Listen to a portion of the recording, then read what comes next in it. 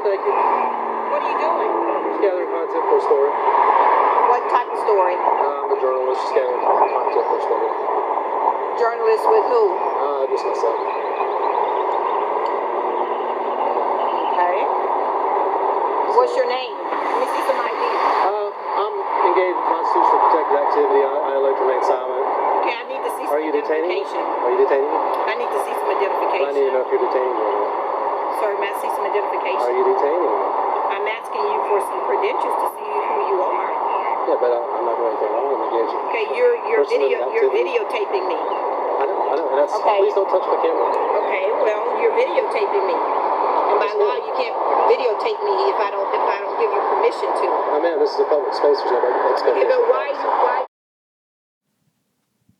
Good morning, it's 9:33 and I'm Chip Scambus in Gainesville where it's 76 degrees.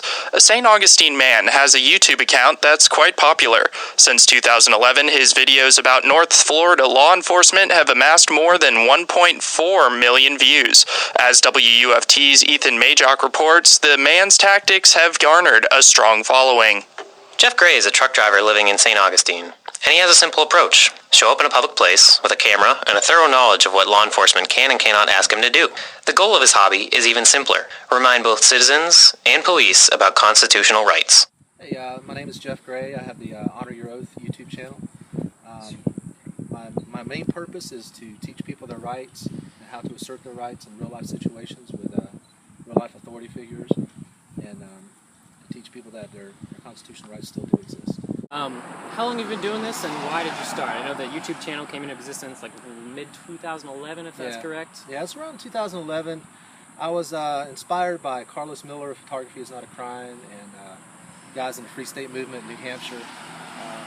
And I just saw how police officers were trampling people's rights, and trampling people's Second Amendment rights and First Amendment rights, Fourth Amendment rights, with checkpoints and things like that. And I saw the Flex Your Rights video and decided to go out and try that in actual situations and document it, and to try to show people, the citizens, that they have rights, they can assert their rights and do it politely. They don't have to be jerks about it or anything, but also that to acclimate the police officers and law enforcement to our rights also, that if somebody's asserting their rights, the law enforcement doesn't actually have to take it as contempt of cop. You know, they can respect that somebody knows their rights and asserts them politely. You know so much about law enforcement, the way it works. Was anyone in your family ever in law enforcement, or is it just something that you've independently researched and come to know? Something I've independently researched through videos on YouTube and the internet.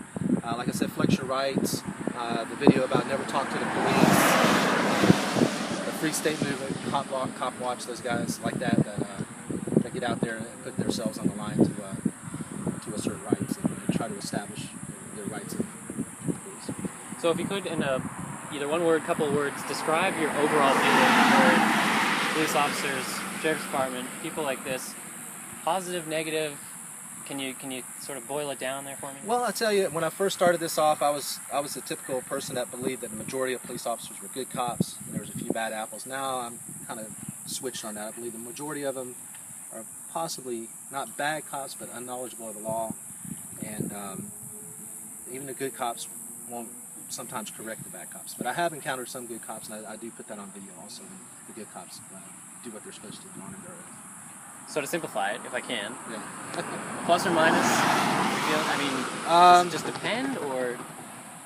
Negative overall. I think the law enforcement officers are just not accustomed to a citizen knowing their rights and politely asserting their rights. Went back and watched some of your early videos. Same vehicle. How many miles you got on that car? And my Honor Your Oath wagon has about 150,000 miles. It's got a lot of miles on it, and it's very well known to law enforcement. Okay. Tell me about, I think you mentioned you're a truck driver, right? Day job? Yes. How did you jive those two things, and do you consider this mainly like your hobby, or is it also, do you make any money off of like the YouTube videos as a secondary income, that sort of thing, or is it just strictly hobby? It's a hobby, and I just recently monetized my videos to try to help fund the cause, and it's a hobby, but it's also a passion. It's just, you know, I'm a libertarian. I believe in individual liberty, and I believe in small government, and I believe that with the war on terror, and ever since 9/11, the Patriot Act, and NDAA, the assault on our individual liberties, and the war on drugs, they've always used that as an alibi to assault our individual liberties. And I just think people need to start getting out there, and with YouTube and cameras and phones that everybody can carry, if more and more people, I don't want to do it all by myself, more people need to get out there and assert their rights and start their YouTube channel and expose cops that are ignorant of the law and ignorant of citizens' rights. Your average trip out, say either just a basic speed trap thing, or you're holding up a sign, or even something like this, which seemed to maybe a little more spontaneous, but I don't know. How much time goes into considering where you're going to go, what you're going to do, what you're going to do if a cop does this? You know what I mean? Like what level of planning? The level of planning is most of it's spontaneous. Like I said, I'm a truck driver, so when I'm out driving my truck around and I'm driving all over Northeast Florida, I'll see something going on. If I see a speed trap, I'll say, well, on my way home, if they're there, I'll swing in there and I'll hold up a speed trap sign and flash my bright lights and do a First Amendment test to see if they on the First Amendment. But this, like when I came out here and Warden Dados came over and assaulted me and snatched my camera, this one I had planned out, and I actually set aside time to come out here and do it. What percentage of week to month does this consume? You know what I mean? Like, is it just something you do for a couple hours on a Saturday? Because I think that helps to answer for other people when you say you want them to get involved. Right. What sort of time commitment are we talking here?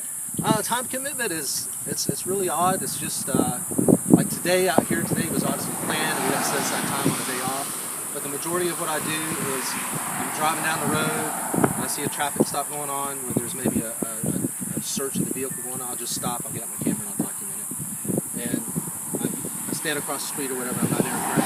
And it all depends on how the law enforcement officer reacts to it, whether you get a good video or not.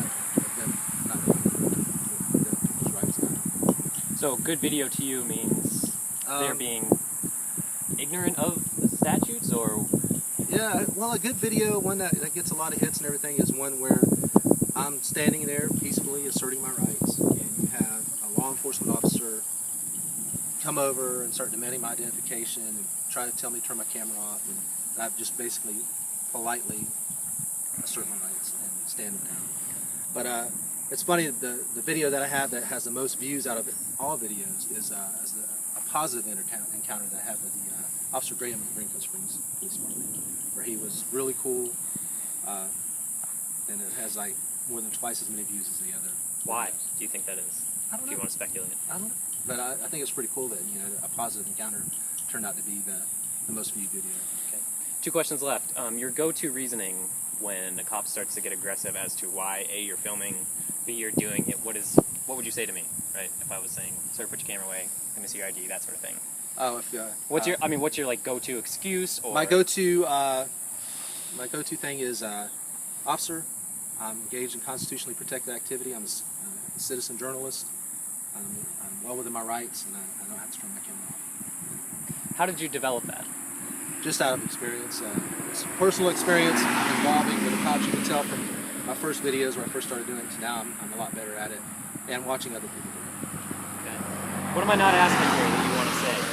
Anything else that I'm not touching on? I think you covered it pretty good. It's just, I just want the citizens the main reason that these officers don't know people's rights and trample on people's rights is they've gotten away with it for so long, and that's because it's more the citizens' fault that they don't know how to say, officer, well, you know what, I'm not driving a vehicle, so I don't have to give you my identification. If I'm not being detained, I'll give you a vehicle. I would like for citizens to learn their rights, learn how to politely assert their rights, and that way we can turn the tide back into respectful dialogue between the citizens and the police. Is there anything that would stop you from doing this?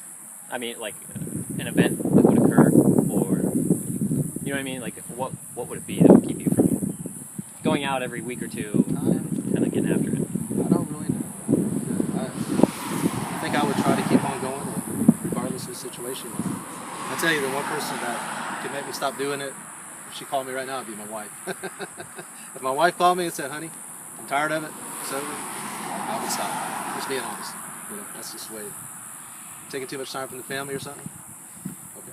Outstanding. How old are you? I'm 43 years old. How long have you been married? Been married since 1998. Okay. And how old is this gentleman here? 13 years old is my son, Marcus Gray. Marcus Gray. Outstanding. That was perfect.